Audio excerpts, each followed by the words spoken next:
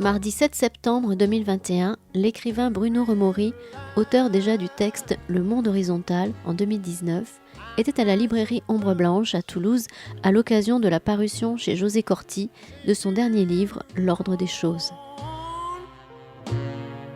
I guess I'll drown in my own tears. I'll sit and cry. Bonsoir à vous, merci d'être là dans cette chaude fin de journée presque du mois de juillet pour recevoir Bruno Remori qui nous fait l'amitié. Vous étiez venu, il nous a fait la gentillesse de venir une fois, puis deux, puis là maintenant vous faites l'amitié de toujours revenir. C'est toujours un vrai plaisir, Bruno, que de vous avoir chaque année pour discuter autour de ce travail en continu, puisqu'en fait c'est ça, on prend conscience petit à petit que les livres de Bruno Remori creusent un même sillon. Enfin, tous sont plus ou moins le prolongement du précédent, et l'ordre des choses ne fait pas exception. Donc, je vous le montre. L'ordre des choses qui est sorti il y a à peine une quinzaine de jours, et qui a donc après le monde horizontal qui abordait cette question de l'espace. Rien pour demain, la question du temps. Dans l'ordre des choses, vous vous êtes penché sur presque. Alors, on n'est plus dans les grandes questions ontologiques ou métaphysiques, mais quand même, on reste dans cette approche après la façon dont l'être humain se sent par rapport aux grandes questions cosmiques. Là, c'est juste simplement la question de l'être humain dans le vivant aujourd'hui, avec ce passage. Alors, est-ce qu'il y en a dans la salle qui n'ont pas lu le livre, ou est-ce qu'il y en a qui l'ont lu? Pas lu? Bon, pas lu. Donc on va faire attention de ne pas dévoiler la fin, parce qu'il y a quelque chose à la fin qui est quand même qu'on ne peut pas dévoiler. Mais vous avez tous lu des livres de Bruno Remori déjà? Donc vous voyez, ça ne change pas, on est sur le même mode opératoire, la même forme littéraire. Donc sur cette question, voilà, de comment l'être humain se sent dans le vivant, avec un moment fondateur, enfin un moment où on passe d'une façon de penser à l'autre, que vous isolez avec le XVIIIe siècle et la question et le moment des Lumières.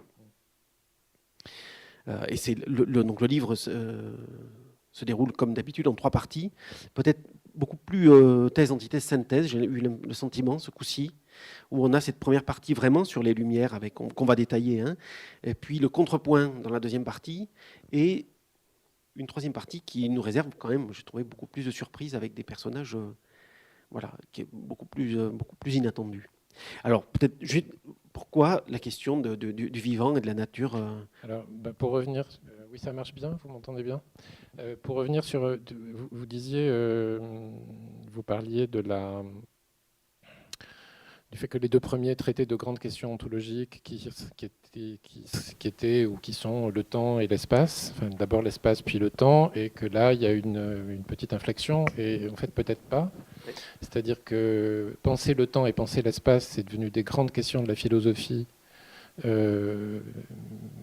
Ça l'a toujours été, mais en tout cas c'est une des grandes questions de la philosophie. Penser la nature, curieusement, est une question qui s'est posée différemment chez certains auteurs, mais pas tous, et qui n'est pas devenue une des grandes questions de la philosophie. Mais en fait, moi, les 2 premiers, dans ma tête, ils n'étaient pas des grandes questions ontologiques sur la question du temps et la question de l'espace. Il y a une phrase de Diane Arbus dans le tout premier livre qui dit « L'homme ancien, l'homme préhistorique, à un moment, a été obligé de donner du sens à ce qu'il voyait. » C'est-à-dire, c'est une pensée relationnelle, c'est une pensée en relation à. Et effectivement, je crois que le sujet, là, c'est de se dire comment est-ce que nous tous, en tant qu'êtres humains, à un moment, on se pose la question de quelle est notre figuration, notre représentation du temps, notre représentation de l'espace. Et ces représentations-là, ce sont des systèmes idéologiques, ce sont des systèmes partagés que la culture redéfinit à chaque fois, et qui ont qui ont aussi un continuum historique. Donc moi, je fais pas un travail d'historien, mais j'essaie de voir à chaque fois comment la modernité a infléchi quand même de manière radicale un système ancien par rapport à un système qu'on pourrait qualifier de moderne. Et cette modernité, elle peut venir à plusieurs moments. Vous disiez qu'il y a un peu thèse, antithèse, synthèse. Moi, je pourrais dire il y a un exposé d'une situation, il y a les sources de cette situation et il y a leurs répercussions contemporaines. Ce qui revient un peu à la même chose, mais dit un peu différemment. Et par exemple, dans le monde horizontal, la première partie qui se passait en 1906 montrait une relation très très différente de l'homme à la question de l'espace et comment cette question avait vraiment infléchi. Ensuite, j'étais parti dans la Renaissance pour chercher les causes de cette inflexion et notamment avec ce qu'on pourrait appeler l'invention de l'Amérique, pour ensuite revenir avec la période contemporaine sur les conséquences réelles de ce changement de vision, de représentation. Et au fond, c'est la même chose avec la nature. C'est-à-dire que quelle est la question ? C'est moins la question du vivant, d'ailleurs, que la question du lien qu'on entretient avec tout ce qui est de l'ordre du vivant, aussi bien l'animal. Alors, il y a davantage d'animaux que de végétaux dans le livre. Vous verrez, pour ceux qui ne l'ont pas lu, il y a beaucoup de chiens. Oui. C'est un livre à chiens. Et donc, comment cette relation au vivant, elle a évolué ? Alors effectivement, comme vous le disiez, avec pour moi une période d'inflexion qui est beaucoup les Lumières. Mais j'aurais pu prendre aussi la pensée de la Renaissance, puisque tout ça, c'est encore une fois, sont des continuums, donc ce n'est pas des choses qui arrivent, il n'y a pas des ruptures brutales. Pourtant, c'est quand même les points de rupture que vous cherchez. Je cherche les illustrations. Non, alors c'est pas les points de rupture que je cherche. Pour le coup, je cherche les moments où c'est pas le moment où le changement s'opère, c'est le moment où la conscience du changement apparaît, où elle émerge dans la culture, où elle devient une forme. Vous savez, il y a la fameuse phrase de Victor Hugo qui dit le fond, c'est la forme, c'est le fond qui remonte à la surface. Enfin, il paraît qu'elle est de Victor Hugo. Je ne l'ai jamais trouvée. Je pense qu'elle est apocryphe, mais c'est pas grave. Elle est citée absolument partout.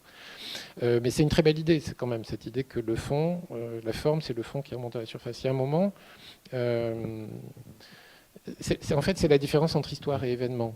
D'ailleurs, à une époque, j'avais réfléchi sur le sujet. C'est un sujet très complexe, mais et d'ailleurs très intéressant d'un point de vue français, parce que la France n'est pas un pays qui fait l'histoire plus que les autres pays, enfin plus que d'autres pays. Mais en revanche, c'est un pays qui a un art particulier à transformer l'histoire en événement, et du coup à s'approprier, d'une certaine façon, une culture historique, c'est-à-dire de dire nous sommes les inventeurs de ceci. Alors précisément. Les Lumières, quand on dit les Lumières, c'est nous.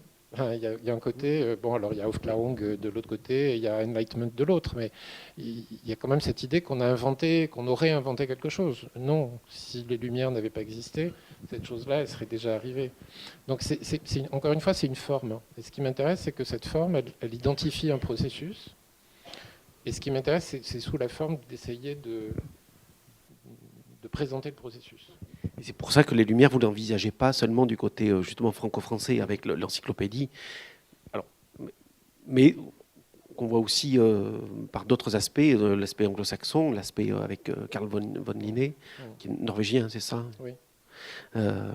Parce que quand même, moi j'avais dans l'idée que justement d'Alembert, Diderot, en faisant l'encyclopédie, ils ont l'impression, je crois, de faire événement, mais événement de rupture aussi.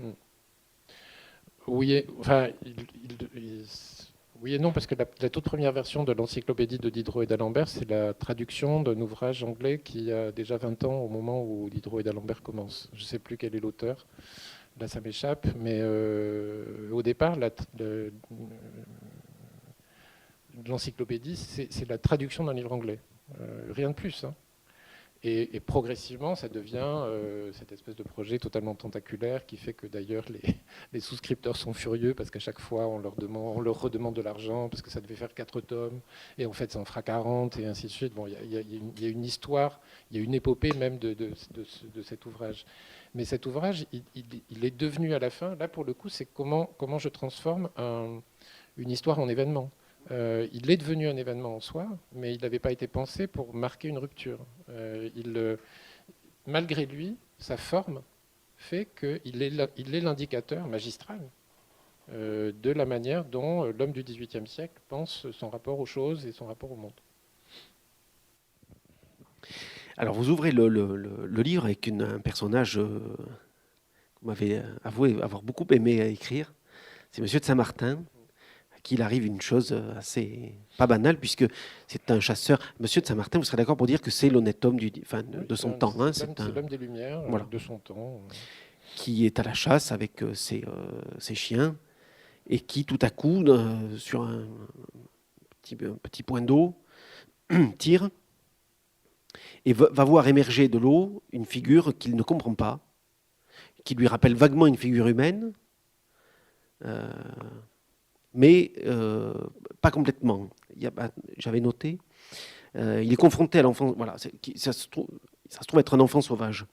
Il est confronté à l'enfant sauvage, et bien qu'il voit morphologiquement que ça correspond à une figure humaine, vous dites à quel point. Et on va peut-être se servir de ce point de départ-là, et de se servir de Monsieur de Saint-Martin pour, parce qu'imagine c'est comme ça que vous l'avez vu aussi, vous avez voulu l'entreprendre, sur le début de cette réflexion, par Monsieur Tout-le-Monde, qui se pose la question de la différence entre l'homme et la nature, mais jusqu'à quel point? L'intérêt évidemment, ce qui était intéressant avec ce personnage-là, c'était de montrer quelqu'un qui est totalement pétri de certitude, d'une relation à la science, au savoir, de catégories dans lesquelles l'homme rentre, l'humain n'est pas un non-humain, l'animal est à sa place, l'homme est à sa place, etc. Et comment la rencontre avec cet être hybride qui a vraiment existé, puisque la fille sauvage de Songy, pour le coup, c'est de la factographie, pour revenir sur la conversation qu'on avait tout à l'heure. Ce sont des textes réels qui relatent la véritable histoire d'une enfant sauvage qui a véritablement existé avant le célèbre qui a été ensuite représenté par Truffaut, mais il y avait eu des cas d'enfants sauvages bien avant ça. Et celui-là est un cas très célèbre dans la France du XVIIIe siècle. Et effectivement, il y a... ça m'agace parce qu'il y a toujours ce mot là qui est devenu tellement à la mode avec le Covid, c'est la sidération. Donc il faudra arriver à s'en débarrasser de celui-là. Il y a cette espèce de, allez, je vais dire la stupéfaction qui a été réelle des gens scientifiques, médecins, aristocrates, de tous les gens qui venaient voir cette fille sauvage et qui se demandaient comment c'était possible. C'est-à-dire la question au XVIIIe siècle entre l'inné et l'acquis, le culturel et le naturel, elle n'a jamais été aussi forte qu'à cette époque-là. Parce que précisément, on veut à toute force penser les catégories, et il y a un rapport à la catégorisation des choses qui perdurera jusqu'au XXe siècle, qui est d'une puissance totale. Donc le sujet, c'est effectivement, qu'est-ce que je vois là ? C'est quoi cette chose-là qui est devant moi ? Et un des fils conducteurs du livre, c'est d'essayer de montrer comment, par plein de petites histoires, encore une fois, et de petits récits, c'est de montrer comment l'homme n'arrive pas à envisager l'ensemble de la création qui l'entoure de manière sereine, et que pour ça, il est obligé en permanence de plaquer des concepts de connaissances, de savoir. Je lisais là, j'ai acheté ça tout à l'heure dans cette excellente librairie qui s'appelle Ombre Blanche. C'est un livre de Olga Tokarczuk qui a eu le prix Nobel de littérature il y a 2 ans. Et il y a une phrase là dans les premières pages où elle dit « Dieu crée, l'homme donne des noms ». Voilà. Et c'est exactement ça, c'est-à-dire qu'il y a une création foisonnante, infinie, démultipliée, on ne connaît même pas tout. Enfin, il y a encore des milliers de variétés d'insectes qu'on ne connaît pas. Enfin, il y a plein de choses. Et à chaque fois, l'obsession, c'est de tout mettre, de tout rationaliser dans le savoir. Effectivement, vous parliez de l'inné. L'inné, c'est quand même l'inventeur du système qui permet, hop, d'un coup d'un seul, de ranger la totalité du vivant. Le système binominal. Et c'est merveilleux, c'est-à-dire qu'on arrive à, voilà, la création est bien rangée, on peut aller se coucher tranquillement, on n'a pas peur, il y a quand même une relation de domestication par le savoir. Et d'une chose qui précisément, et on le voit malheureusement de plus en plus autour de nous, c'est pour ça que je saute à la troisième partie, mais il y a toute une réflexion sur les méga-feux, les grands incendies aujourd'hui, dire d'une chose qui nous échappe, mais que nous essayons en permanence de ramener vers un savoir relativement contenu.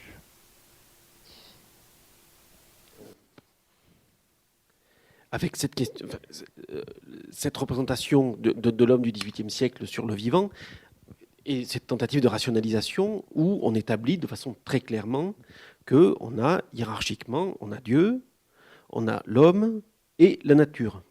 Ce qui nous paraît aujourd'hui, aujourd'hui on sait bien qu'on ne peut plus penser comme ça, qu'on ne peut plus hiérarchiser de la même façon, que aujourd'hui tout est, que tout le monde est dans la même barque. Mais le XVIIIe siècle, non, veut absolument. Alors, est-ce que c'est déjà la naissance de l'esprit scientifique, ça? Ou est-ce que c'était déjà arrivé? Enfin, ouais, c'était non, déjà avant. En fait, il y a, par exemple, pour le coup, dans toute la partie sur les encyclopédies, il y a toute une recherche que j'avais faite, que j'ai enlevée. Parce que je le dis à chaque fois, mais je jette énormément. En gros, je dois écrire le double de ce que je garde à la fin. Et là, j'avais fait toute une partie, j'avais fait toute une histoire des encyclopédies. Depuis Pline, donc ça y est. Mais il y avait Barthélemy de Glanville, enfin toutes les grandes encyclopédies médiévales. Et je montrais comment les systèmes hiérarchiques et de classification, jusqu'à Linné et jusqu'à l'encyclopédie, évoluaient, avec à chaque fois une coupure de plus en plus grande entre l'homme d'un côté et le reste de la création de l'autre, et une création qui soit ordonnée de la manière la plus rationnelle possible. C'est pas moi qui ai inventé le terme de rationalisme, hein, mais c'est pas non plus le XVIIIe siècle qui en a l'apanage. Ça commence avec la fin du Moyen Âge. Mais alors aujourd'hui, on se situe où finalement? Est-ce qu'on est encore pétri est-ce qu'on est encore les enfants des Lumières ou on est passé à autre chose? Est-ce que finalement l'esprit scientifique et le XXe siècle et ce que vous racontez dans les autres livres, Einstein, nous a fait basculer dans un autre monde, dans une autre vision des choses où au quotidien on continue? Alors, théoriquement, c'est au lecteur à la fin du livre de répondre à cette question, puisqu'elle est un peu cryptée. Après, si je dois en parler comme ça, pour moi, alors c'est pas la question scientifique. Moi, je m'en prends pas à la science du tout. C'est pas un livre qui consisterait à dire la science est mauvaise. Enfin, il n'y a pas du tout de ça. Mais c'est un rapport à la connaissance qui passe par une maîtrise classificatoire obsessionnelle, qui nous coupe à chaque fois de. Il y a une phrase très belle de Michel Derys que j'utilise dans le livre, qui est que il raconte que dans son enfance, il vivait jusque-là dans un enclos bien heureux, qui était l'enclos bien heureux de l'inclassé du monde. Je trouve que la formule est magnifique. Et l'inclassé du monde, c'est ça, c'est-à-dire que c'est un endroit dans lequel on n'a pas besoin de classification pour être en phase avec le vivant. Mais aujourd'hui, non, je ne crois pas qu'on soit... Je prends un exemple, mais moi, chaque fois, ça me faisait sourire, mais bon, on n'est pas encore sorti de cette épidémie de Covid-19. Mais le grand mot des journalistes, c'est « l'épidémie est hors de contrôle ». Oui, c'est le principe. C'est-à-dire que le vivant n'est pas contrôlable. Le vivant nous dépasse. Et alors après, on se rassure en disant « ça y est, l'épidémie est sous contrôle ». Et cette question du contrôle par rapport au vivant, le principe d'une épidémie, alors on dit il y a un nouveau variant, il y a ceci, mais le principe d'une épidémie, cette épidémie, c'est un gigantesque organisme vivant à l'échelle de la planète qui est là pour vivre, croître et grandir. Bon, alors vivre, croître et grandir, ça en fait mourir d'autres, donc c'est moyen d'un autre côté. Pardon. Vivre, croître et grandir, ça en fait mourir d'autres, donc c'est moyen d'un autre côté. Mais voilà, c'est un organisme vivant. Et la grande question aujourd'hui de cet organisme vivant pour nous, êtres humains, c'est comment est-ce qu'on peut le mettre sous contrôle? Ben non, on ne peut pas. La preuve. On a des masques. Donc c'est qu'on n'y arrive pas. Mais on voudrait quand même toujours en passer par cette relation très autoritaire et très définitive à la question du vivant. Alors toujours dans cette critique de l'esprit des Lumières et vous avancez quand même. Attention, Non, non. Alors, c'est pas non plus une critique des Lumières. non. Mais Parce qu'on ne peut pas critiquer les Lumières. C'est un tabou absolu. C'est un tabou. L'autre jour, il y a une philosophe qui a écrit un bouquin il n'y a pas longtemps qui s'appelle justement Les Lumières à l'âge du vivant. Ou non, à l'heure du vivant, je crois, quelque chose comme ça. Donc elle est spécialiste de la philosophie des Lumières. Elle s'appelle Corinne Pelluchon. Et elle fait tout un livre sur la manière dont, effectivement, les Lumières traitent le vivant d'une manière qui, aujourd'hui, n'est plus éthiquement recevable parce que le vivant n'est qu'un filon à exploiter, en gros. Il est au service de l'homme, et c'est pas l'inverse. Donc mais elle essaie absolument quand même parce que évidemment j'ai lu son livre puisqu'il sortait quand moi j'étais en train de travailler sur ce texte, donc c'était un peu troublant. Et il s'agit quand même de sauver toujours les Lumières. Alors c'est intéressant parce que elle était notamment invitée un jour sur un plateau de télévision avec 3 journalistes littéraires qui lui posaient des questions sur le livre. Et tous, la question de la critique des Lumières, qui pourrait être la philosophie critique, c'est-à-dire on interroge. Pour eux, c'était les anti-lumières, et donc c'était, en gros, si vous critiquez les Lumières, c'est de l'obscurantisme. Voilà, c'est simple. Donc, alors c'est pour ça que la question de la critique des Lumières, elle est très délicate. Moi, je ne veux pas du tout me poser en critique des Lumières, parce qu'il y a des choses intéressantes, évidemment, quand même.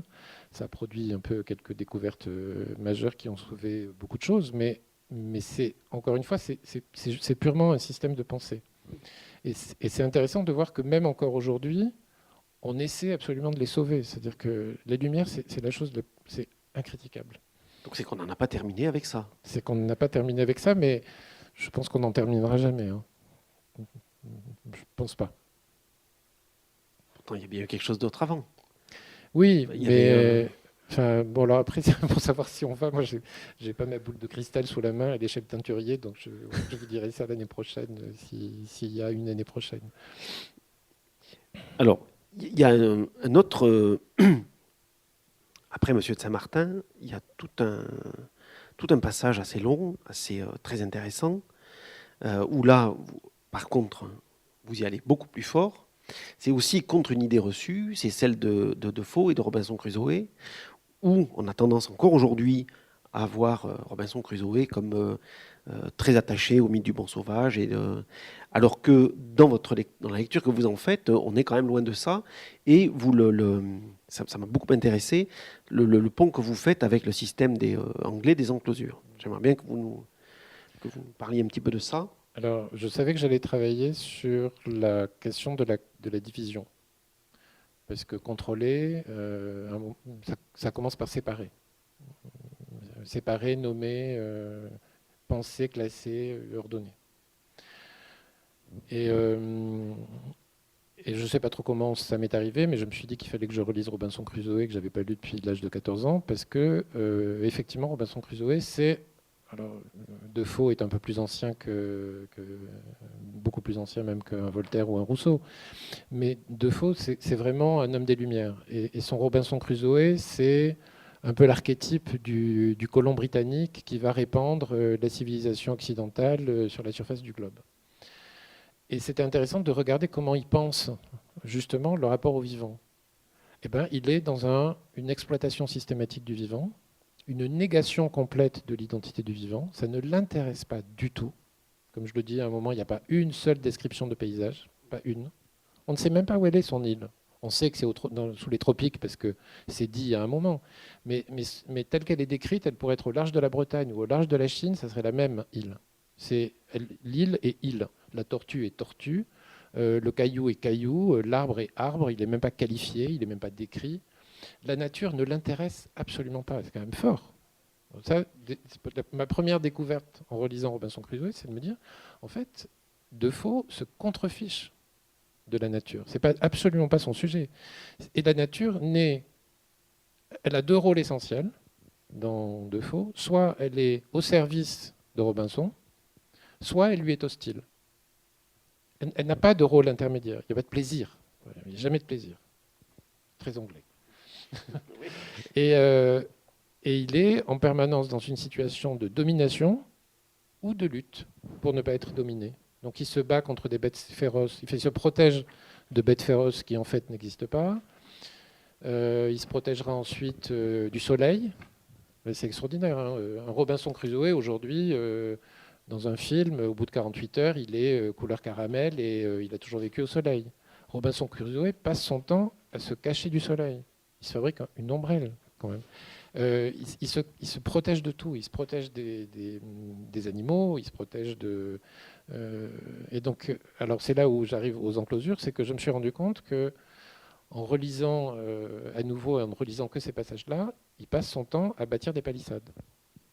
Donc dès qu'il arrive sur l'île, il en construit une première, puis une seconde, puis une troisième. Je crois qu'il y a 10 à 12 palissades en tout dans le livre. Enfin, il n'arrête pas de créer, de s'enfermer, d'enfermer ses récoltes, d'enfermer son bétail, de s'enfermer lui-même.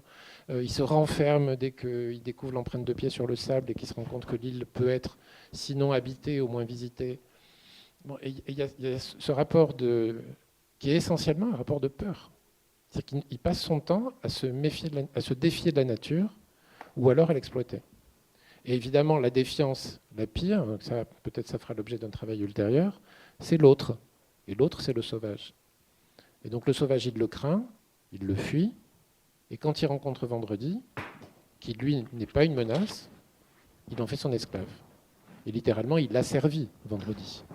Vendredi n'est pas un humain à l'égal de Robinson. Il est son serviteur.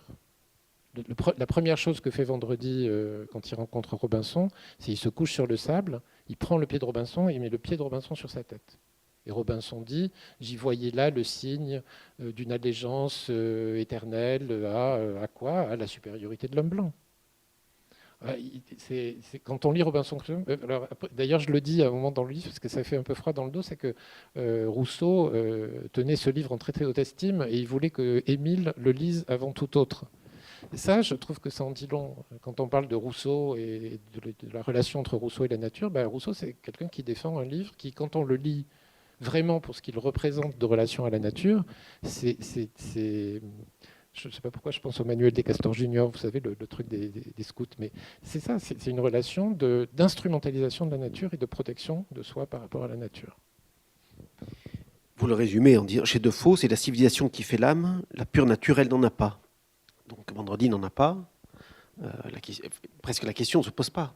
Parce qu'il y a aussi, j'ai découvert en faisant des recherches sur Defoe, que Defoe lui aussi a été en contact avec un enfant sauvage.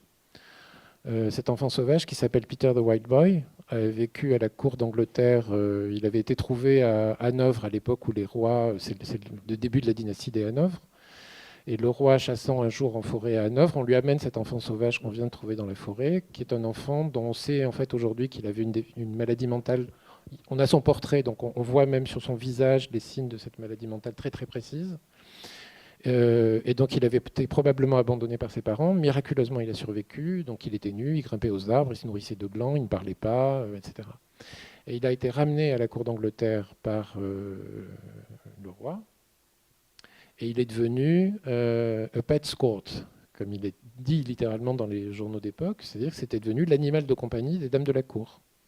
Et il faisait des facéties, il volait des choses, on le mettait à table. Enfin bon, c'était une espèce un singe savant.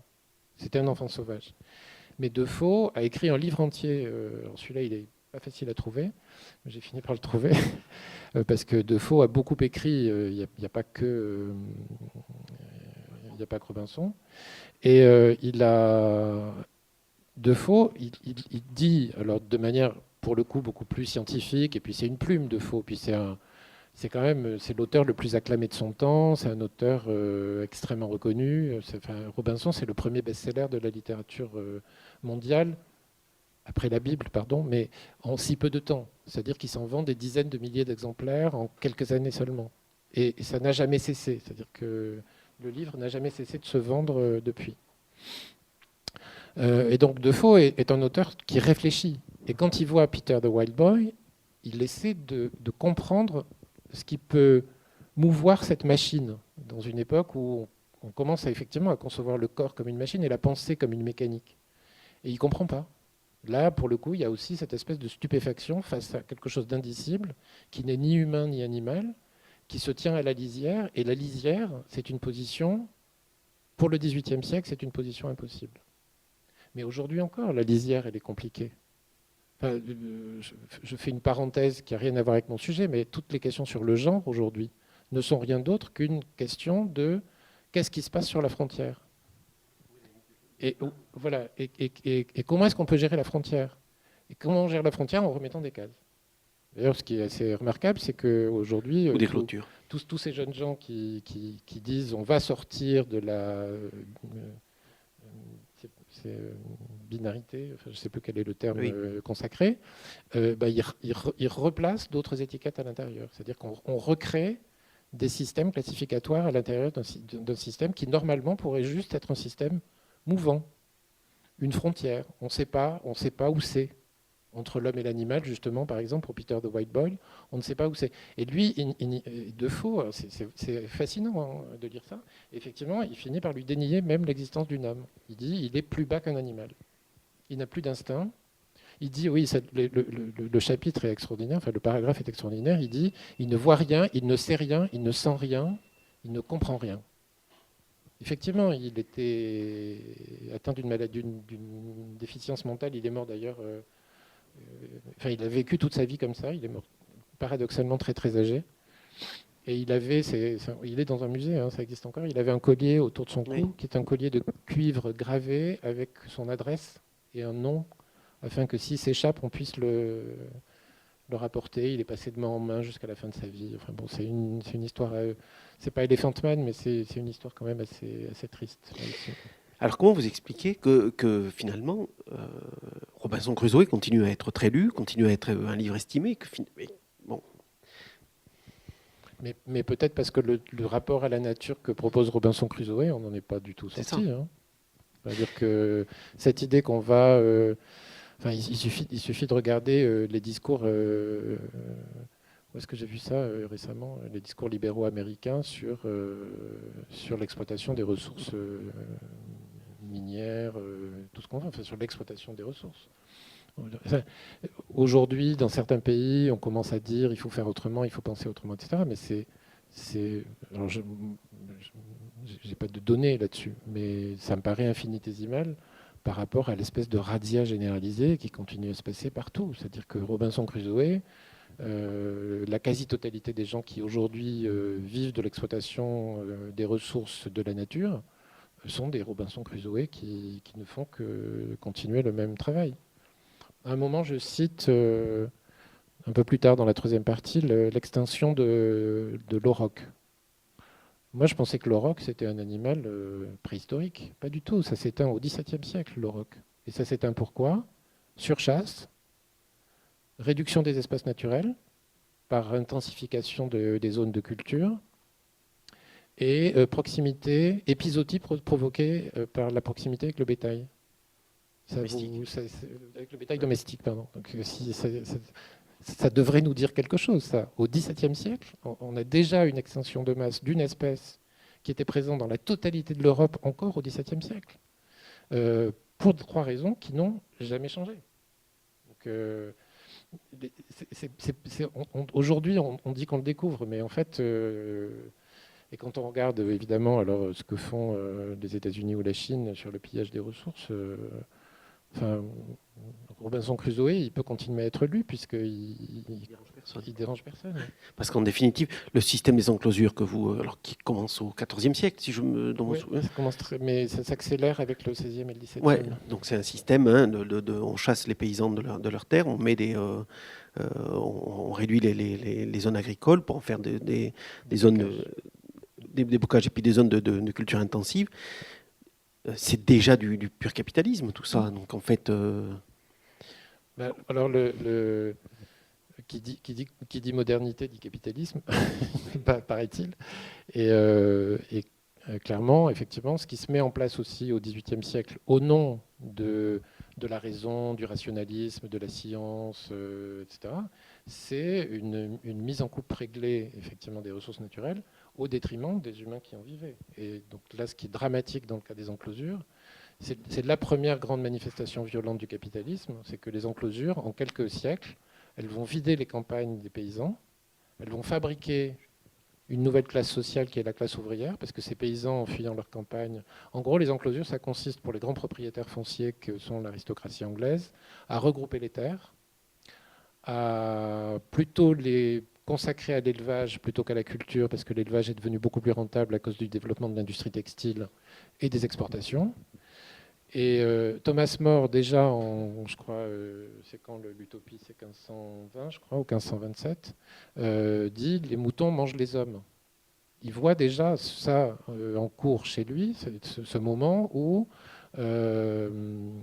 l'élevage intensif de moutons chasse les paysans de leurs terres.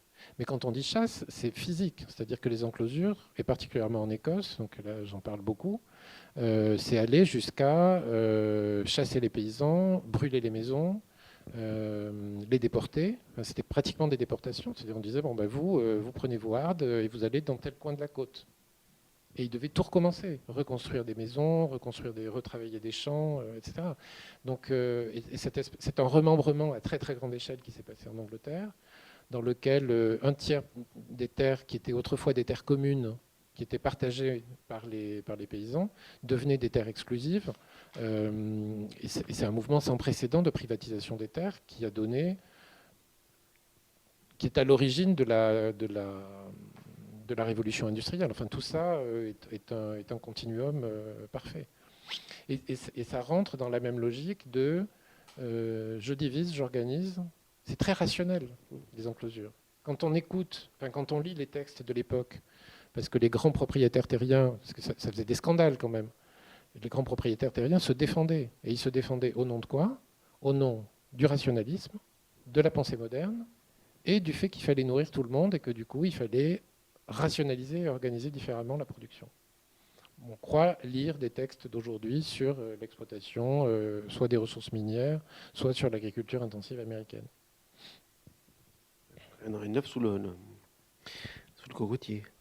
On va refermer ce premier chapitre parce qu'il est déjà tard et on va pas pouvoir aborder sinon tout ce que je voudrais qu'on aborde.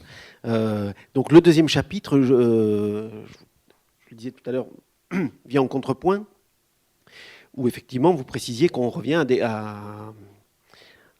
aux origines de tout ça, c'est-à-dire comment on est arrivé à cette modernité. Et là, voilà, vous le faites, donc le lecteur ne sera pas surpris puisqu'on revient en terrain connu avec donc la matière antique et la peinture. Et la Sicile. Et la Sicile, bien sûr. Donc on commence par quoi? La matière antique. Allez, on va pour la matière antique. Donc du coup, on reste un peu dans l'encyclopédie. On va lier peut-être la matière antique et la peinture, parce que vous prenez appui pour tout ce qui est de ce travail autour du rapport de l'homme avec la mythologie, avec la peinture de Cosimo, des nymphes et ces peintures incroyables qui déjà montrent la nature en feu, qui déjà devraient alerter aussi. C'est peut-être des peintures qui sont déjà des lanceurs d'alerte. Cosimo, c'est quoi? C'est 15e siècle? Alors, oui, parce que je me sers beaucoup d'un peintre florentin de la Renaissance qui s'appelle Piero di Cosimo, qui n'est pas le peintre le plus connu, et qui est un peintre qui a peint beaucoup des choses sur la vie primitive. Donc il peint, lui, ce qu'il pense être les débuts de l'humanité. Donc c'est des scènes assez violentes, sanglantes, avec des combats d'animaux. Ce qui est intéressant chez Cosimo, c'est justement une indistinction entre l'humain, le non-humain, l'homme, l'animal et la créature mythologique, centaure, etc. Et il y a chez Cosimo cette espèce de... Lui, pour le coup, il est en permanence sur la lisière. Il est en permanence à la frontière entre l'humain, le non-humain et le païen. En fait, pour revenir à l'Antiquité, moi, ça m'intéressait de repasser par le paganisme, parce qu'il y a beaucoup de choses aussi sur Ovide et les métamorphoses. Les métamorphoses d'Ovide, c'est vraiment une vision d'un monde dans lequel, en permanence, l'être et sur la lisière. C'est-à-dire qu'il peut devenir animal, il peut devenir fleur, il peut redevenir homme, puis redevenir femme, puis redevenir homme. Enfin, il y a en permanence, il y a un jeu sur cette lisière qui... on revient sur la question de l'inclassé du monde. Je pense que comme un enfant, l'enfance de l'humanité, et donc l'Antiquité, c'est un peu caricatural, mais bref, a eu cette espèce de relation d'indistinction entre humain et non humain, en tout cas, sinon d'indistinction, au moins de continuité. C'est-à-dire qu'une chose était dans une autre, qui était elle-même dans une autre, et ainsi de suite. Il y a beaucoup moins de séparation dans la pensée antique, et d'ailleurs j'utilise pour cela, je regarde juste l'articulation de l'encyclopédie de la nature de Pline. Comment il s'appelle? C'est pas de la nature, c'est juste Pline. Enfin bon, bref, l'encyclopédie de Pline. L'histoire naturelle. L'histoire naturelle, voilà, merci. La nature, c'est Lucrèce. Mais c'est pareil d'ailleurs. Chez Lucrèce, il y a la même chose, c'est-à-dire cette idée qu'il n'y a pas de hiérarchie. Et il n'y a pas de coupure, il y a des relations de continuité entre les différents éléments, entre les différents règnes, entre le minéral, le végétal, l'animal et l'humain. Et ça, à un moment, il y avait un peu une ode au paganisme dans ce texte. Et en fait, la bascule, s'il doit y avoir un point de bascule, justement, c'est cette fameuse anecdote qu'on trouve chez Plutarque, d'un bateau qui longe les côtes de la Grèce et qui, au passage entre deux îles, on entend à un moment, je ne vais pas raconter l'histoire en entier, mais on demande au conducteur du bateau de se mettre à crier quand il sera à tel endroit, le grand Pan est mort, donc le dieu Pan. Et il crie ça, et on entend des hurlements et des pleurs et des plaintes. Bon. Et ça se passe, on est dans l'an 30-40 de notre ère. Et ça, il y a eu plusieurs interprétations. Il y a eu l'interprétation qu'effectivement les dieux anciens de l'Antiquité mouraient face à l'arrivée du christianisme. Il y a eu d'autres interprétations d'ailleurs symétriques, mais il y a ce moment-là qui dit cette relation du paganisme avec la nature ne peut pas se perdurer au-delà de l'Antiquité, parce qu'ensuite elle va se transformer. Et c'est vrai que quand on regarde précisément ça, c'est-à-dire comment on pense la question de la coupure ou de la continuité, là il y a un continuum presque ininterrompu qui part de l'Antiquité et qui arrive jusqu'au XVIIIe siècle, avec quelque chose qui va être de plus en plus morcelé et de plus en plus découpé. Alors, pardon, pour revenir sur Cosimo, ou à Cosimo plutôt, Cosimo, effectivement, il peint encore ça. C'est-à-dire que lui-même, d'ailleurs, il est décrit par son biographe, Vasari, il est décrit comme étant un homme sauvage, qui ne sort pas de chez lui, qui ne parle pas, qui est sale, qui ne refuse qu'on cultive son jardin, qui regarde son jardin pousser de manière totalement anarchique. Il mange que des œufs durs qu'il fait bouillir avec sa colle. Enfin, il en fait une espèce de personnage un peu mi-homme, mi-animal, et qui peindrait lui-même des choses un peu à la lisière entre l'humain et l'animal, précisément par ces espèces de représentations d'une vie antique. Alors, il y avait un commanditaire qui lui avait fait peindre une série de tableaux, et cette série de tableaux vraiment raconte cette vision du monde totalement païenne, mais qui est encore un peu vivante à la Renaissance et qui progressivement disparaîtra. D'ailleurs, Cosimo, de son temps, il est considéré comme quelqu'un d'assez étrange, comme un peintre remarquable, mais comme un semi-fou, qui peint des sujets... qui met la nature en premier plan et les êtres humains en deuxième plan. Mais en plus, il y a une nature qui n'est pas une nature bucolique, qui est au contraire une nature complexe, presque inquiétante, ambiguë, avec il y a notamment ce tableau très célèbre, donc, que je cite assez abondamment, que je décris, qui montre une nymphe couchée et morte, avec des chiens qui la regardent avec douleur, et un satyre qui est en train de pleurer à ses pieds. Donc, le satyre, c'est la créature du dieu Pan, hein, donc tout ça est quand même très lié au paganisme, avec derrière une image parfaite de la civilisation, c'est-à-dire une cité bleue, calme, avec des bateaux, des tours, des palais, etc.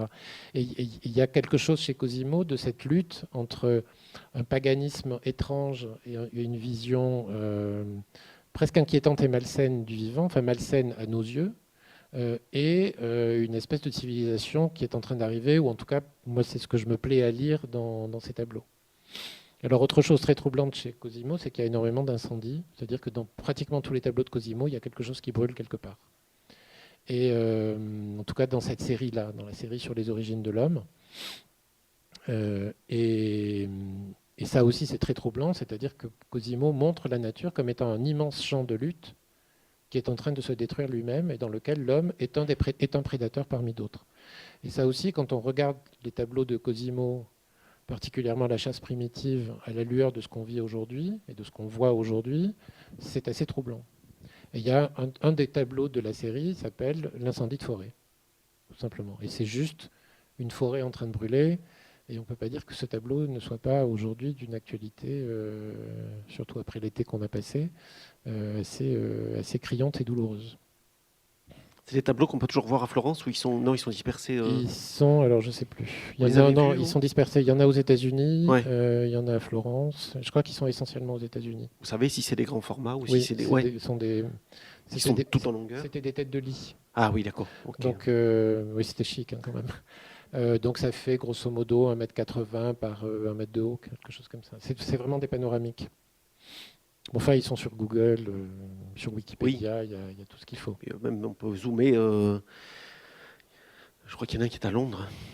Parce que à la Tate Gallery, et on peut zoomer de façon extraordinaire, voir des détails magnifiques. C'est la nymphe, je crois. Oui, la nymphe, effectivement, est à Londres. Il y a deux autres éléments que vous distinguez dans cette façon dont le monde est passé de ce monde païen, oui, merci. Païen à cette vision comme ça, enfin, et non binaire, à cette vision comme binaire de humain, non humain. C'est les sorcières d'un côté, on va en parler, et c'est la question du rituel. Alors la question du rituel, elle est abordée dans le livre par un personnage qui est un personnage. Vous allez me dire d'où est-ce que vous le sortez de... Il a vraiment existé. Ah oui, non, mais c'est pas tout ce qu'il a existé, c'est qu'il faut se souvenir de lui. Parce que bon, il a été vaguement ministre de l'Intérieur pendant la Révolution française, mais avant, bon... Alors, il s'appelle Jean-Marie Roland de la Platière. C'est effectivement pas le personnage le plus connu du XVIIIe siècle français, mais c'est un vrai homme des Lumières. Il a écrit des encyclopédies méthodiques. Il a été inspecteur des manufactures, textiles. Il y a eu, à un moment, j'avais fait pas mal de développement sur le textile parce que je crois vraiment que c'est la pire industrie du monde. Je le sais pour y avoir un peu travaillé. C'est-à-dire que c'est vraiment la première qui détruit les ressources, qui détruit les humains et qui détruit... enfin, c'est vraiment une des... Je ne sais pas si vous aviez vu sur Arte un documentaire sur la fast fashion qui était épouvantable. C'est exactement ce qui s'est passé au XVIIIe siècle en Angleterre déjà. Enfin, c'est vraiment une industrie assez épouvantable, humainement parlant, en termes de conséquences. Et donc, curieusement, Roland de la Platière, lui, c'est vraiment un homme des Lumières qui s'intéresse à la modernisation et au progrès. Et il a écrit également des lettres écrites de Sicile, de Malte, d'Italie, puisqu'il a fait tout un voyage, tout un périple d'études. Mais il s'est aussi beaucoup intéressé à la vie des gens. Donc il y a une espèce de regard un peu pré-ethnographique sur un pays que je connais par ailleurs assez bien, qui est la Sicile, où il s'est trouvé assez vite confronté à des choses qu'il ne comprend pas. Et c'est très intéressant de voir comment cet homme très rationnel, alors après j'ai tricoté aussi, il y a un peu Vivant de nom, enfin, lui aussi est allé sur cette fameuse promenade. Il y a notamment, il décrit la première chose qui le sidère en arrivant à Palerme, c'est cette promenade qui est la promenade de la Marina, dans laquelle tous les flambeaux sont interdits. C'est-à-dire que tout le monde y va, et dans une obscurité totale, et personne, même pas le vice-roi de Naples et de Sicile, n'aurait le droit de se promener avec une torche. Vous êtes dans une obscurité totale. Il n'y a plus de lumière. Alors voilà, mais d'ailleurs je dis on est loin des lumières et loin des lumières avec une majuscule. Donc j'ai joué là-dessus, mais effectivement, dans cette obscurité, alors il dit c'est le lieu, c'est le temps des rendez-vous et des coups fourrés, enfin, et on imagine que c'est aussi un endroit galant, c'est aussi comme ça que je le décris.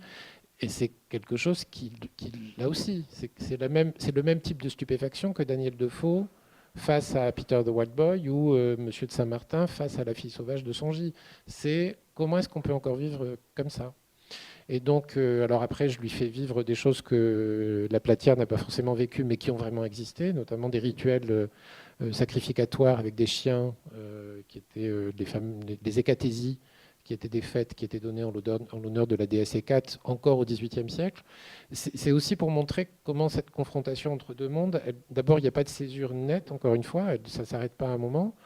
Moi, pour aller beaucoup en Sicile, je peux vous dire qu'il y a un paganisme latent dans cette île qui est extraordinaire et que les processions religieuses, quand les saintes couvertes d'or et d'argent sortent, ce sont d'ailleurs, c'est intéressant, le mot en italien qui désigne ces statues de saints, c'est simulacro.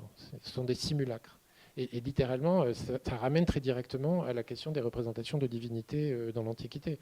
Et clairement, ce ne sont pas des saintes, ce sont des déesses. Elles sont propitiatoires, elles ont des fonctions très particulières. Si vous avez mal aux yeux, vous allez voir une telle. Si vous avez mal aux dents, vous allez voir telle autre. Enfin, c'est totalement païen comme vision de la religion. Enfin, pas totalement, mais en tout cas, disons qu'il y a un fond de paganisme ou d'animisme, ce qu'on voudra, qui fait que cette chose-là, elle n'est pas complètement perdue.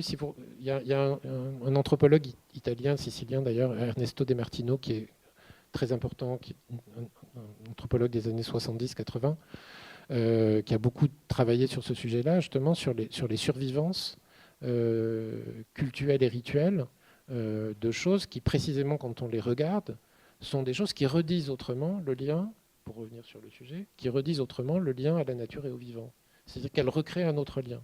Et un lien qui ne passe pas purement par la connaissance, le savoir, la séparation et la mise sous tutelle, j'allais dire, en tout cas le contrôle et la domination. Donc le rituel est quelque chose qui... encore aujourd'hui, les rituels sont des résurgences, des continuités des sociétés païennes. Et on a encore besoin de ça, en définitive. Alors, de moins en moins, mais... ça prend peut-être d'autres sortes. Ça dépend où ça se place. Mais c'est clair qu'aujourd'hui, les possibilités d'échapper à cette chose-là...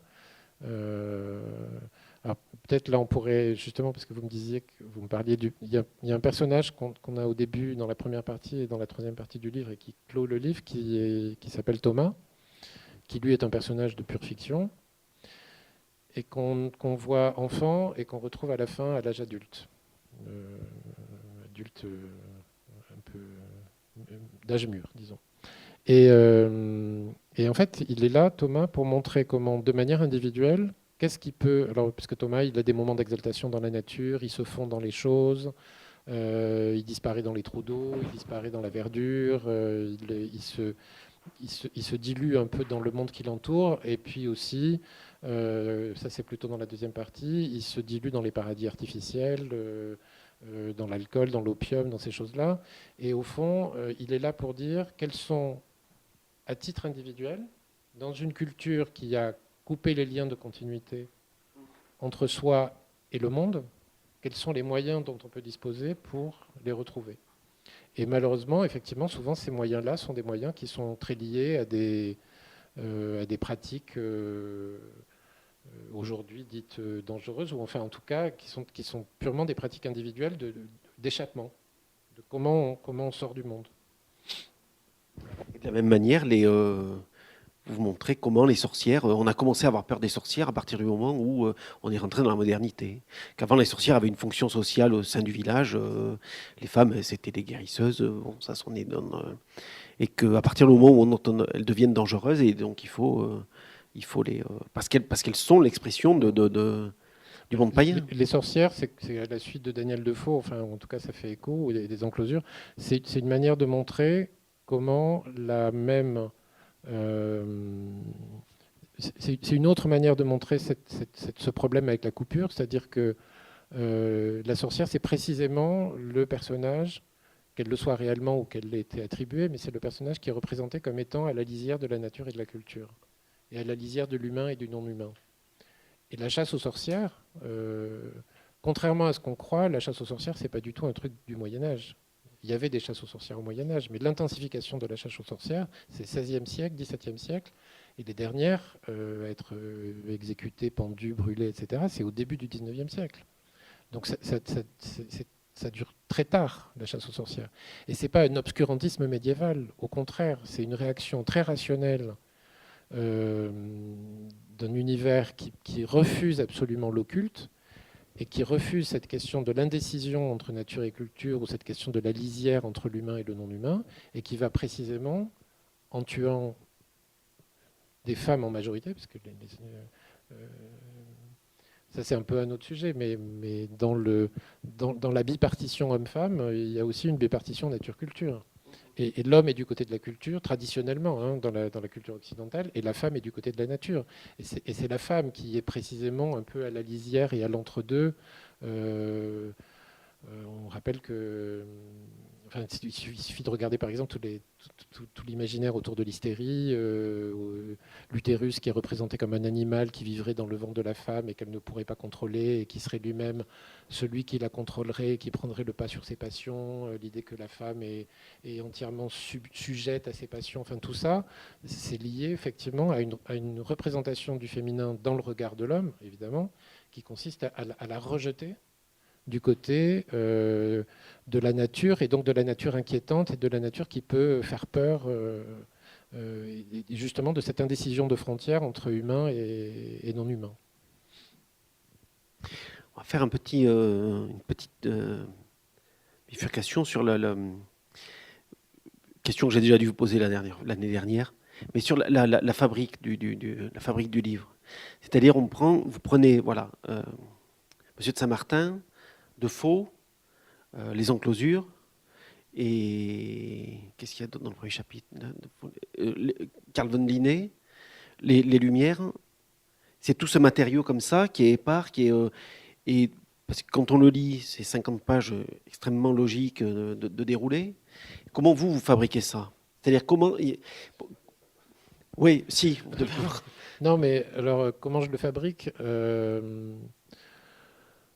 la logique à l'œuvre, c'est vraiment celle du marabout bout de ficelle, celle de cheval. J'ai toujours fonctionné comme ça, et une chose m'amène à une autre, qui m'amène à une autre, qui m'amène à une autre.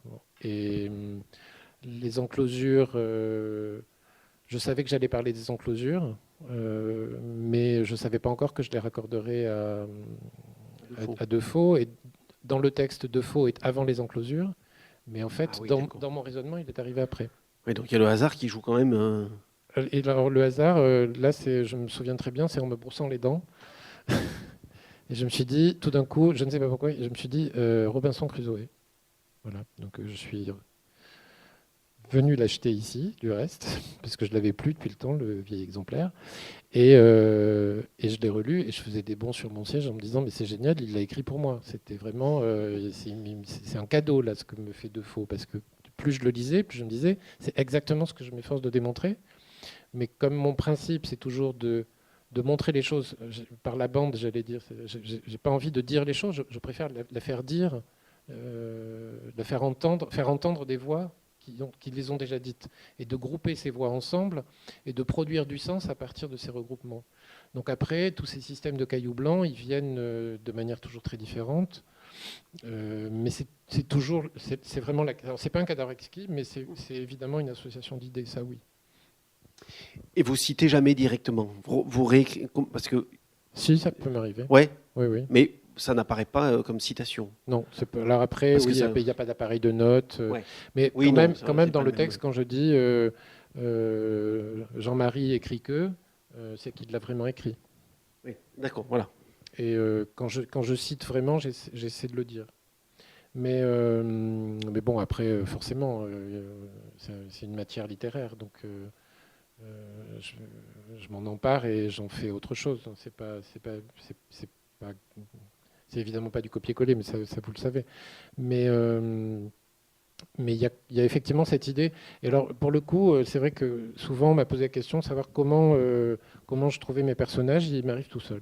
Ça, c'est quand même un coup de chance à chaque fois incroyable, mais les choses me viennent ou me reviennent à l'esprit. La mort du grand Pan, donc, ce qui est cité par Plutarque. La première fois que je l'avais lu, c'était dans L'Âge d'homme de Michel Léris, mais c'est une lecture qui a plusieurs années. Et à un moment, vous savez pas pourquoi, il y a un truc bloup qui ressort. Là, et puis voilà. Et pour en avoir un, enfin, généralement, il y en a 2 ou 3 qui sont tombés. C'est-à-dire, je suis plusieurs cailloux blancs. Et il y en a d'autres que je vais jeter en cours de route. Même s'ils étaient intéressants, mais pour des questions de fil, de tension.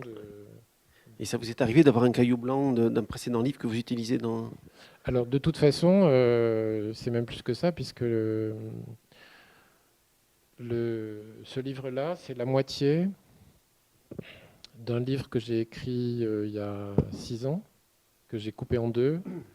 Et l'autre moitié, ce sera l'objet d'un texte ultérieur.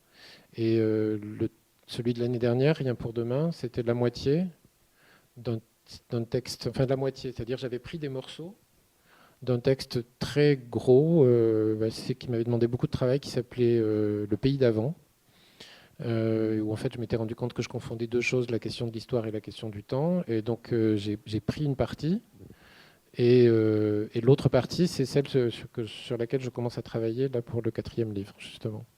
Donc ces éléments-là, ils sont là depuis longtemps. Et effectivement, quelquefois d'ailleurs, je peux me dire, tiens, celui-là, est-ce que je le mets là ou est-ce que je le garde pour après, pour tel autre titre que j'ai déjà en tête.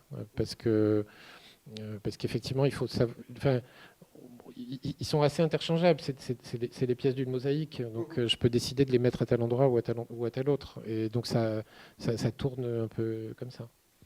Vous avez prononcé le mot tout à l'heure, on peut peut-être approfondir un peu, mais vous avez parlé de factologie. C'est vrai qu'il y a un écrivain qui nous rassemble tous les deux, c'est Marcel Cohen, qui est un écrivain qui, lui, n'écrit que... Voilà, on a des livres qui sont sous un intitulé fait, et c'est des chapitres qui se suivent et qui racontent des choses de façon... Voilà, qui sont des purs objets qu'on peut prendre rien que l'un après l'autre, comme ça, mais qui aussi ont cette façon de composer une mosaïque. Alors ce travail comme ça de fait, mais vous les conservez pas. Enfin, il n'y a pas de travail d'archivage dans votre matière, dans votre matériau C'est-à-dire d'archivage. Ben, je sais pas, l'histoire du Grand Dieu Pan, vous ne le mettez pas par écrit Ah si, j'ai un ordinateur qui est rempli de bouts, de morceaux, voilà. Et de temps en temps, là c'est ce que je suis en train de faire justement pour le 4e, de relire des tas de morceaux et de me dire, ah bah tiens, ça c'est pas mal, ça pourrait aller là. Ça, bon, après, effectivement, mais ça fait 15 ans là, que j'ai commencé ce travail, donc de la matière est là. Après, il faut savoir effectivement comment on l'agence. Et ça, c'est évidemment la chose la plus difficile, mais la plus passionnante. Alors, de la même façon que vous, en vous brossant les dents, vous avez un truc comme ça qui vous apparaît. Moi, ça m'est arrivé aussi en fin de semaine dernière, après avoir relu votre livre. Et alors, ça me fait très plaisir que vous ayez le livre de Tokarczuk là, parce que justement, j'ai repensé au livre, au discours de Nobel. Donc, vous l'avez lu, le discours de Nobel de Tokarczuk? Bon, vous allez voir, c'est... Je vais vous le piquer.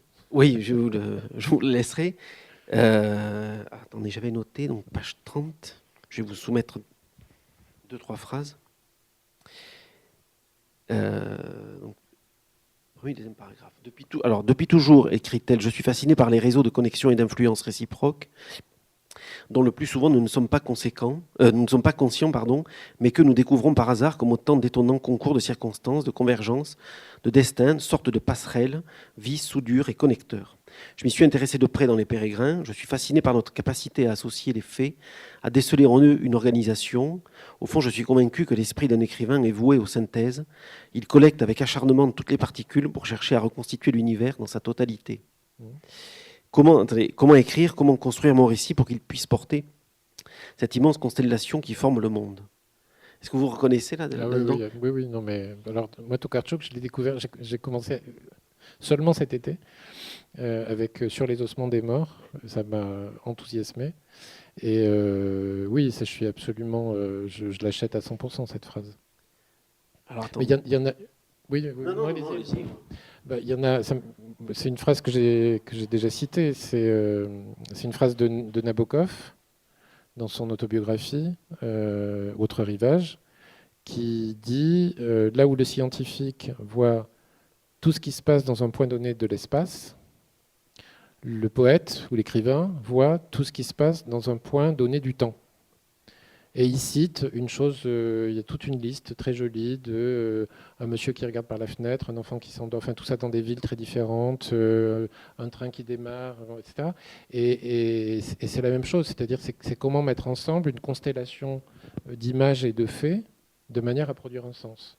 Et c'est exactement, c'est une autre façon de dire ce que Tokarczuk dit très bien là. Oui, elle est sur cette idée que on ne peut plus faire de la simple littérature réaliste ou naturaliste, que de toute façon, même au niveau des narrations, il va falloir qu'on comprenne que les choses, elles ne sont plus ben, l'héritage du 18e, des Lumières. Enfin voilà, qu'on est passé dans quelque chose de complètement neuf et de complètement différent. Alors après, enfin, nous on est d'accord, Oui. mais il y a d'autres lecteurs et d'autres auteurs qui, Oui, et j'en ai eu, qui disent non. Par exemple, j'ai un problème avec le déjà su et la factographie, c'est pas pour moi. Le roman, c'est le roman et la fiction doit être de la pure fiction. Bon, après, il y a les deux positions. Moi, c'est vrai que la première m'intéresse davantage parce que c'est celle que je défends. Mais elle va un peu plus loin. Moi, je trouve qu'effectivement, c'est là que la direction de la littérature contemporaine, elle est. C'est la littérature possède cette force. Nous devrions abandonner ces catégories simplistes de livres pour lectorat raffiné ou populaire, élitiste ou grand public, et traiter la classification en genre avec désinvolture. Nous défaire du label des littératures nationales, puisque nous savons parfaitement qu'il existe une unité intérieure de l'univers littéraire. Une réalité mentale commune qui regroupe notre expérience humaine, dans laquelle l'auteur et le lecteur jouent un rôle de pareille importance, le premier parce qu'il crée, le second parce qu'il se livre à une interprétation permanente.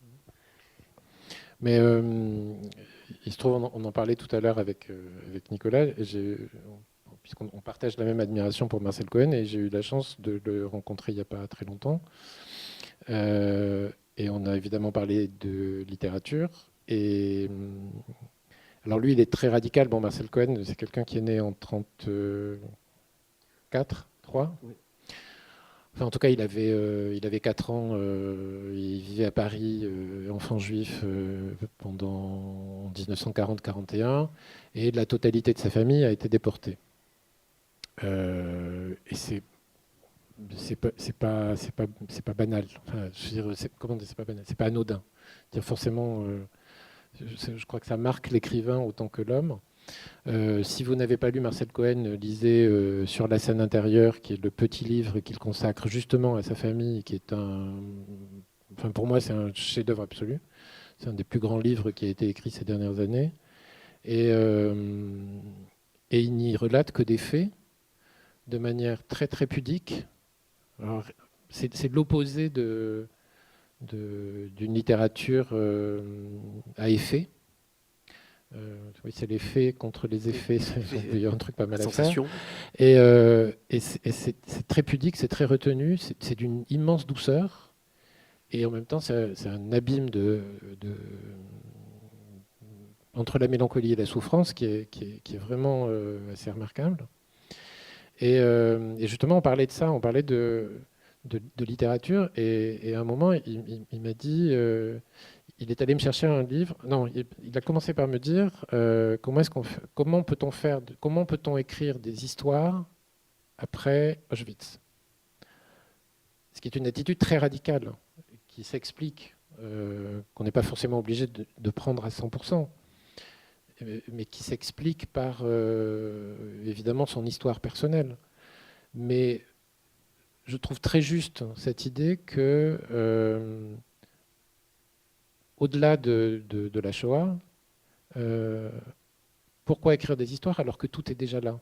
C'est-à-dire, c'est ce que dit Tokarczuk, c'est tous ces éléments, toute cette cosmogonie de la littérature universelle, elle est là. Et plutôt que d'aller encore rajouter une voix, pourquoi ne pas faire entendre les voix qui sont déjà là et qui ont dit des choses? Les voix, et encore une fois, les faits et les éléments. Et bon. Alors après, on peut le faire de manière plus ou moins littéraire. Lui, il est très strict dans ce. Enfin, d'ailleurs, il force le respect dans la manière dont il tient sa. Il m'a fait lire un livre que j'avais jamais lu, dont j'avais entendu parler, et il me l'a mis sur la table. Il m'a dit, Bruno, ça, il faut que vous le lisiez. C'est Holocauste de Reznikov. Alors, Holocauste de Reznikov, c'est un poète, et Holocauste, c'est un livre qui a été écrit uniquement, en prenant des verbatims, des déclarations des coupables au procès de Nuremberg. C'est-à-dire qu'il a lu les 6000 pages du procès de Nuremberg, 6000 ou 10 000, ou je ne sais pas combien il y en a, et il a pris des phrases très courtes. Ce sont des faits. C'est simple, je n'ai pas pu le finir. Je me suis arrêté à la moitié, tellement c'est d'une violence. Enfin, c'est un truc qui vous submerge d'une manière absolument inouïe. C'est un immense bouquin. C'est grand comme ça. Hein. Ça fait même pas 100 pages, je crois. Effectivement, et là je comprends ce qu'il veut dire, c'est de la littérature universelle qui est faite d'éléments, de bribes de discours qui sont là. Il faut simplement aller les chercher. Et là, le travail du poète, de Reznikov, c'est lesquels prendre, comment les mettre ensemble, comment les chaîner. Moi, mon travail, il est plus littéraire que ça, parce que j'invente des personnages, je crée des histoires, je prends des personnages réels, mais je les mets dans d'autres contextes. Enfin, Jean-Marie Roland de la Platière n'a pas vécu la totalité de ce que je lui fais vivre dans le livre, mais c'est pas grave, hein, ça aurait pu, puisque par ailleurs, ce que je lui fais vivre a été vécu par d'autres. Donc en fait, je regroupe les mêmes faits sous un même personnage, mais en fait, tout ça, pareil, est réel. Donc, mais ça revient à la même chose, c'est-à-dire la littérature universelle, elle est déjà formalisée, ou elle continue à se formaliser tous les jours. Alors Marcel Cohen m'a beaucoup parlé d'un autre livre aussi qui va reparaître en octobre, apparemment, qui est épuisé, qui s'appelle Les Murs de Fresnes. Le nom de l'auteur m'échappe. C'est quelqu'un qui, avant que la prison de Fresnes ne soit démolie, est allé recueillir les graffitis qui étaient sur les murs, qui étaient en fait plus que des graffitis, qui étaient des textes de condamnés à mort, notamment pendant la guerre, de résistants, de communistes fusillés, de choses comme ça, qui écrivaient leurs dernières pensées sur les murs. Et avant que la prison ne soit pas détruite, mais entièrement restructurée, refaite, et que ces graffitis disparaissent, il est allé les relever. Et ça s'appelle Les Murs de Fresnes. Alors, bon, je ne l'ai pas encore lu, puisqu'il est malheureusement pas disponible pour l'instant. Mais vous voyez, c'est cette même démarche, hein, c'est-à-dire les choses sont là, et le travail de l'auteur à un moment consiste à les mettre ensemble. Alors après, pour répondre à votre question, effectivement, Robinson Crusoe, c'est en brossant les dents, ça je m'en souviens très bien, c'est un moment très précis. Mais et après, c'est la chance, c'est-à-dire qu'il se trouve que j'avais déjà travaillé sur La fille sauvage de Songy, donc la première enfant sauvage qui est au tout début du livre. Monsieur de Saint-Martin, lui, il est plutôt imaginaire, même si effectivement l'homme qui a tiré sur la fille sauvage de Songy juste avant sa capture s'appelait Monsieur de Saint-Martin, donc c'est pour ça que j'ai pris ce nom-là, mais voilà. Et ensuite, je regarde Robinson Crusoe et je me rends compte, avec quand même un petit plaisir, que Defoe a écrit précisément sur un autre enfant sauvage. Bon, ben là, ça s'appelle avoir de la chance, et c'est vrai que mes parcours de lecture et mes parcours d'association font que j'ai souvent ces chances-là. Ça, c'est vraiment. Alors, je ne sais plus à qui j'avais dit ça. En fait, parce que on pense en me lisant, on me dit souvent, mon Dieu, mais quelle érudition, mon Dieu, mais c'est formidable, mais vraiment quel savoir, etc. Alors moi, j'ai aucune érudition. Comme disait Deleuze, j'ai aucun savoir de réserve. J'ai simplement, je pense, alors pour le coup, je suis un peu comme Monsieur de Saint-Martin, je pense que j'ai un très bon instinct de chasseur. C'est-à-dire que je sais toujours de quel côté tourner mon fusil, et au bout de mon fusil, il y aura l'élément dont j'ai besoin pour la narration que je suis en train de développer. Et pourquoi ce matin-là, je me dis, il faut que j'aille voir Robinson Crusoe, ça, j'en sais rien. Mais je pense que c'est effectivement juste un instinct qui consiste à se dire, il faudrait regarder de tel côté, il faudrait aller dans tel livre, il faudrait regarder tel pan de la culture, ou tel moment de l'histoire, ou telle date. Et voilà, et les choses arrivent comme ça. Mais c'est de l'instinct plus que du savoir, et c'est beaucoup, beaucoup, beaucoup de chance. Beaucoup. C'est ce qui fait que vos livres ne sont pas ad hoc, ne sont pas sont une invitation. Moi, c'est ce que je dis tout le temps. Vos livres sont une invitation à la curiosité, à aller chercher comme ça, offre des possibilités. Voire à rajouter des choses. Oui, bien sûr. Je- Est-ce que vous avez des questions pour Bruno? Il y en a deux. Chouette, 2 questions. Oui. Allez, commencez. Moi, j'ai pas encore lu, mais ça donne vraiment très envie de les lire. Ça me faisait penser à la façon dont vous avez articulé très bien, d'ailleurs, à modernité capitaliste, expropriation de la paysannerie française ou européenne avec les enclosures et le bûcher des sorcières et aussi ce qui serait aussi la colonisation, si on pouvait évidemment rajouter cet élément. Et il y a récemment, enfin voilà, j'ai lu récemment une théoricienne qui s'appelle Roswitha Scholz et du coup elle introduit après Silvia Federici l'idée que justement cette chasse aux sorcières serait justement l'introduction d'une nouvelle rationalité scientifique. Et cette même théoricienne, après, elle a pour nommer le capitalisme qui fusionne avec le patriarcat d'aujourd'hui, en fait, de la modernité, c'est le patriarcat producteur de marchandises. Et quand vous avez ensuite parlé du paganisme, sans le nommer, mais je ne sais pas, il a existé dans l'histoire sans doute plusieurs formes de fétichisme qui consistent à donner une forme d'agentivité peut-être à des choses, à des objets non animés, et inversement. Et aujourd'hui, du coup, la question c'est est-ce que voilà, à travers ces personnages ou ces histoires, est-ce qu'on verrait est-ce que vous verrez une particularité de ce qui serait peut-être le fétichisme de la marchandise très situé dans cette modernité capitaliste avec des autres fétichistes, parce que y a-t-il eu des civilisations non fétichistes? Ça, je ne sais pas, puisque il s'agit de logique du sacré, donc peut-être que jamais. Mais en tout cas, dans le déploiement de la destruction du monde, est-ce que ce fétichisme de la marchandise, du coup, qui est contemporain de cet avènement, justement, de cette modernité donc, que vous avez nommé dès le 15e et qui s'intensifie avec la disparition de l'auroch et qu'en fait, les choses vivantes en fait, sont dénuées de valeur, du coup, elles sont quasi mortes, et ce qui est du mort devient quasiment du vivant, confère peut-être aujourd'hui les téléphones portables ou plein d'autres formes de technologies.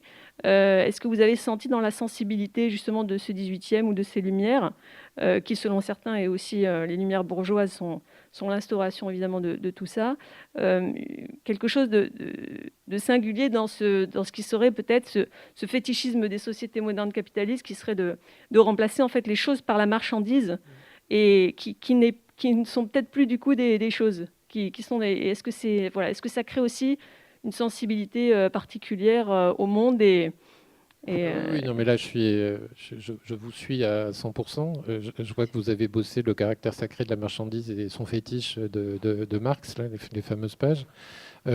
Pour faire une parenthèse, oui, évidemment, le livre de Federici, Caliban et la sorcière, m'a beaucoup servi pour la partie sur les sorcières. Et je n'ai pas prétention d'inventer cette idée que chasse aux sorcières, enclosure et naissance du capitalisme sont effectivement étroitement liées. La recherche en sciences sociales l'a montré ces dernières années de manière assez magnifique. Après, effectivement, sur la question de la fétichisation de l'objet, c'est toujours un fétiche contre un autre. Alors ça, c'est un projet que j'espère développer plus tard. Mais mon idée est de dire, parce qu'aujourd'hui, on dit... le fond culturel dominant aujourd'hui, c'est nous sommes dans des sociétés laïques et par ailleurs, Dieu est mort. Voilà. Bon, et moi, mon idée, c'est de dire il n'y a pas de société sans Dieu, et je l'écris avec un X dans ce cas-là. C'est-à-dire que chaque société, chaque culture, chaque moment de l'histoire réinvente ses propres systèmes. Alors, on ne va pas dire Dieu, parce que c'est une dimension, mais là je parlerai plutôt de sacré, et de le caractère sacré de la marchandise, effectivement. Marx lui-même emploie bien le terme de sacré. La question du sacré, il n'y a pas de société sans sacré. Simplement, et aujourd'hui, on vit dans une société hyper sacralisante, mais qui se refuse absolument en tant que telle, précisément à cause de l'enseignement des Lumières et de la prise de distance avec l'obscurantisme religieux, soi-disant. Mais l'obscurantisme contemporain, si obscurantisme religieux il y a, le contemporain est bien pire. Parce qu'effectivement, il a remplacé des fétiches par d'autres, et la notion de sacré, elle s'est déplacée. Mais elle s'est déplacée sur quoi? Alors, bon, on va pas commencer à faire le tour là maintenant, parce qu'effectivement, c'est un sujet auquel je suis en train de commencer à réfléchir. C'est assez drôle que vous me posiez la question pour plus tard. C'est comment, effectivement, la modernité n'a pas tué la notion de sacré, contrairement à ce qu'on raconte, mais comment, au contraire, elle l'a déplacée. Et sur quoi? Et j'ai un peu peur d'y aller parce que je pense que ça ne va pas être joli à voir, mais voilà, je pense que je vais quand même essayer d'y aller. Oui, monsieur, d'abord, je voudrais vous remercier pour ces livres que vous nous donnez qui sont très agréables à lire. C'est gentil. Et qui, oui, vous comparez à des livres de philosophie un peu durs, mais c'est pas tout à fait la même chose. Et c'est très profond quand même. Alors, juste, vous avez à plusieurs reprises opposé l'homme à la nature. Et puis, à d'autres moments, vous opposez l'homme au non-humain. Je préfère la seconde, parce que l'homme, c'est un produit naturel, entièrement naturel. Évidemment dans son corps, dans son physique, ses tissus, etc., mais également dans sa pensée. Les progrès de la neuroscience actuellement nous indiquent comment nous gardons l'impact d'événements qui nous sont arrivés, de la même manière que la nature a évolué en fonction d'une oppression sélective ou d'autres types d'oppression. Autrement dit, l'homme est quelque chose de parfaitement naturel. Je pense que peut-être Dieu, ou quelque chose qui s'en approche dans toutes ces diversités, c'est encore quelque chose qui n'est pas réductible à une analyse scientifique, à une explication naturelle. Donc, opposer l'homme à la nature, c'est peut-être un peu brutal. Oui, voilà. Oui. Non, mais vous avez tout à fait raison de ce point, et je vous en remercie. Effectivement, il vaudrait mieux que je continue à parler, c'est ce que je fais dans le livre, de humain-non-humain, et d'une relation au vivant dans lequel l'homme est intégré, évidemment, par lui-même, et vous avez 1000 fois raison, mais dont il essaie de s'extraire, pas en disant je ne fais pas partie du vivant, mais en disant j'ai une place à part dans le vivant. C'est exactement d'ailleurs ce que dit le préambule de d'Alembert à l'encyclopédie.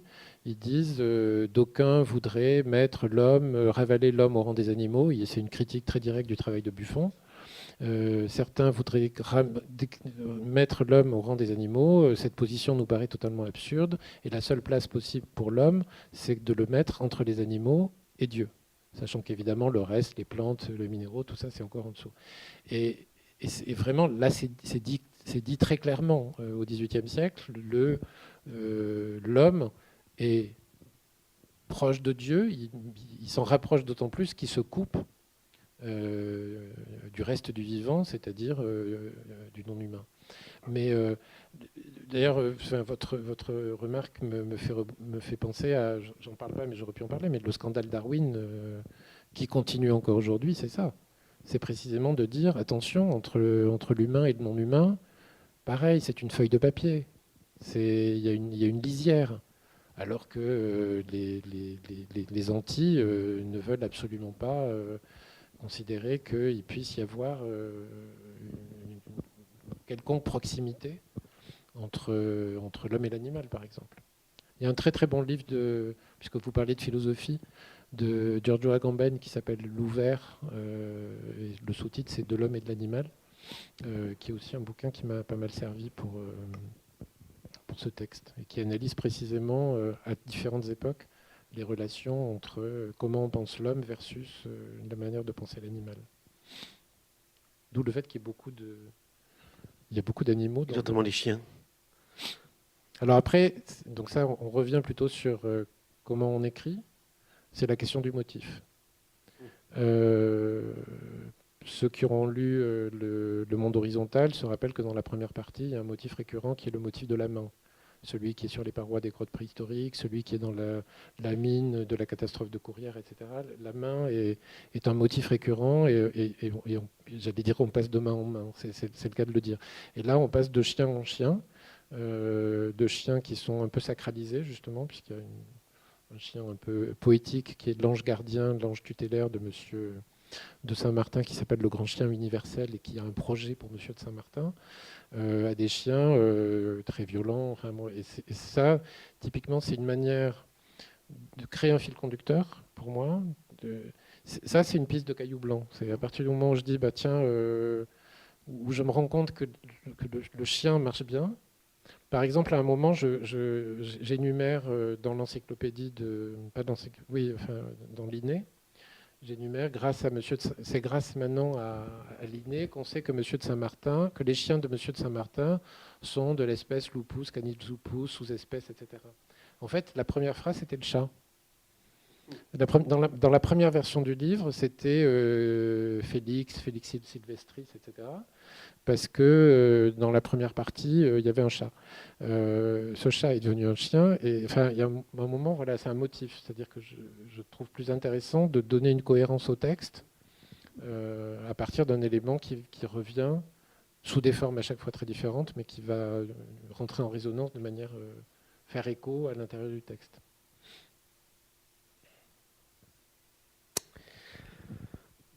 C'est bon. Je crois qu'on va s'arrêter sur le motif des chiens en attendant le motif du livre de l'année prochaine. Merci beaucoup Bruno. Merci Nicolas. Pour cette conversation. It brings a tear into my eyes when I begin. Vous venez d'entendre une rencontre avec Bruno Romori, enregistrée mardi 7 septembre 2021 à la librairie Ombre Blanche pour la présentation de son livre L'Ordre des choses, paru aux éditions José Corti. Réalisation et mise en onde, Radio. I guess I'll try.